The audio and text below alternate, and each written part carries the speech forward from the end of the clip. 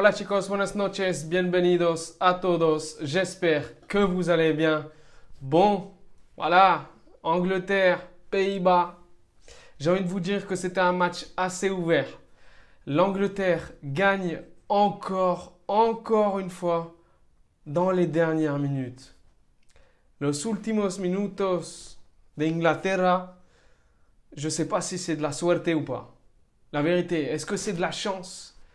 J'ai envie de vous dire, vu le parcours qu'ils ont eu, vu les buts dans les dernières minutes, il y a quand même un peu de chance.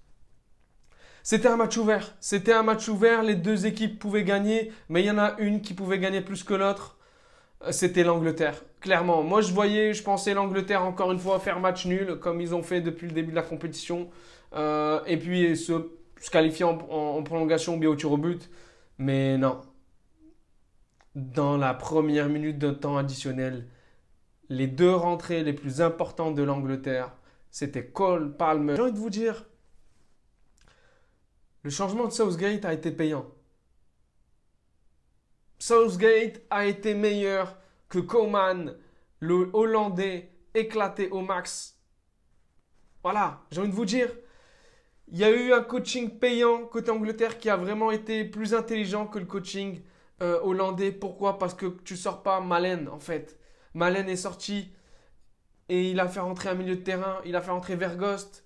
Il n'y avait pas assez de matière offensive pour vraiment vouloir gagner en fait en 90 minutes. J'ai l'impression que le coaching hollandais n'était pas fait pour gagner en 90 minutes, vu les changements qu'il y avait, vu la blessure de Depay qui est sortie. Les gars, Coman n'a pas voulu gagner le match. C'est l'association que j'ai. Il m'a mis des milieux de terrain et il m'a fait sortir des attaquants.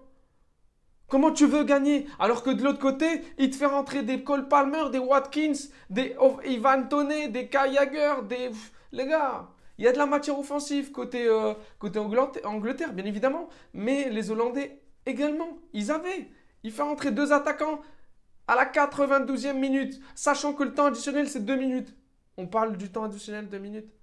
Il y a eu la VAR, il y a eu beaucoup de choses, il y a eu des changements, il y a eu la blessure de Depay. Les gars, 2 minutes de temps additionnel.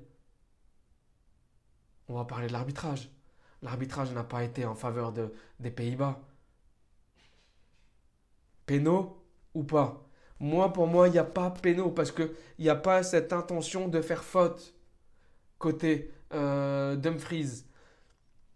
Harry Kane avait déjà tiré. Je pense qu'il n'y a pas intention de Dumfries. Pour moi, il n'y a pas pénaux. Donc, encore une fois, l'arbitrage, franchement, pour l'instant, hein, des matchs éliminatoires, c'est le match le plus décevant arbitralement parlant. L'arbitre, il était nul, mais vraiment nul, et il était plus d'un côté que de l'autre. Il y a des fois des fautes, il n'y avait pas faute. Il y avait de l'engagement côté hollandais, mais il n'y avait pas faute. Ça s'accumulait. Tu voyais que les Hollandais, ils baissaient mentalement. Ça commençait à baisser petit à petit. Et tu voyais les Hollandais aussi à perdre confiance. Ils commençaient à perdre confiance. Plus le match avançait. Et plus le match avançait, c'était plus la possession côté anglais. Ils étaient plus dangereux. Ils étaient plus dangereux. Poteau de Dumfries sur une tête. Pot transversal de Foden également. Voilà, il y a eu un poteau de chaque côté.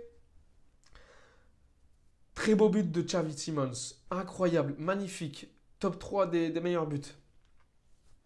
Clairement, il n'y a pas à discuter. Xavi Simons, il a marqué un golazo. Un bombazo. Increíble. Mais ça n'a pas payé parce que pourquoi? Il y a pas déjà de 1, il n'y a pas de créateur côté hollandais. Il n'y a pas Frankie de Jong. Il n'y a pas de créateur, il n'y a pas de vrai 6. Ça allait pêcher à un moment ou à un autre. Et quand tu vois la qualité du milieu de terrain anglais, Bellingham, Mainu, incroyable. Incroyable. Mainu, le mec, il est là. Il n'a pas peur. Il n'a pas peur. Franchement, il me rappelle Denzel Washington lors d'un film. C'est pour vous dire le caractère, le charisme qu'il dégage à cet âge. C'est incroyable. Ça va être un grand joueur. Faut...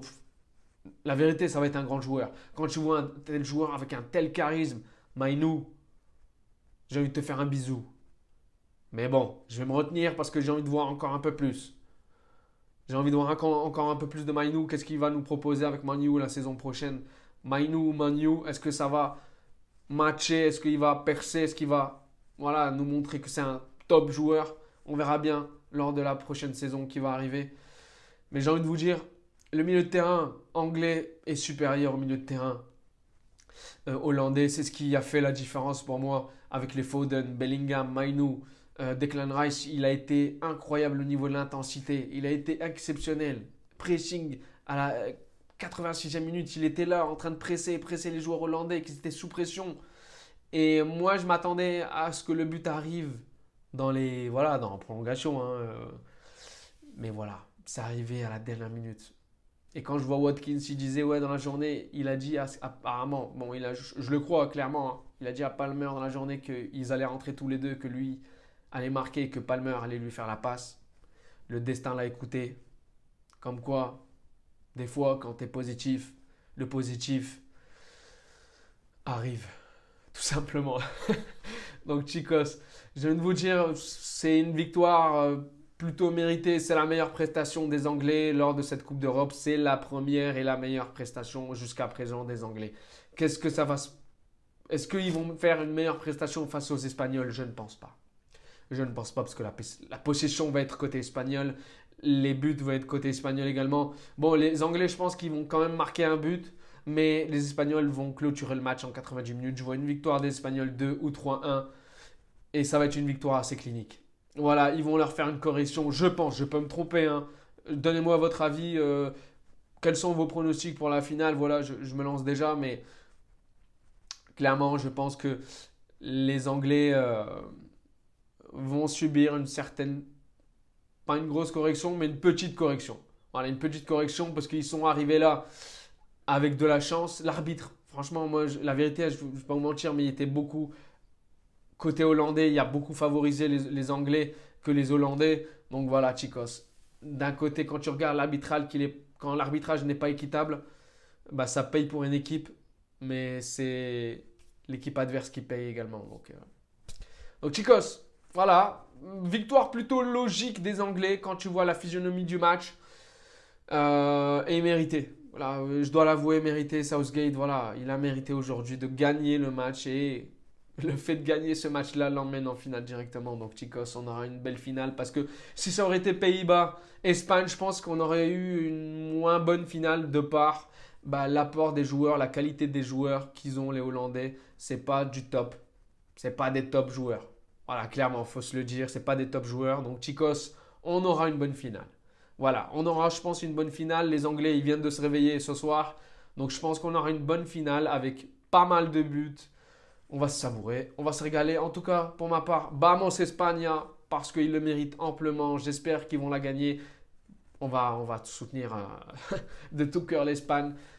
A la Madrid y vamos España. Nos vemos à la finale domingo et j'espère que ça va être une victoire de l'Espagne. Chicos, hasta pronto.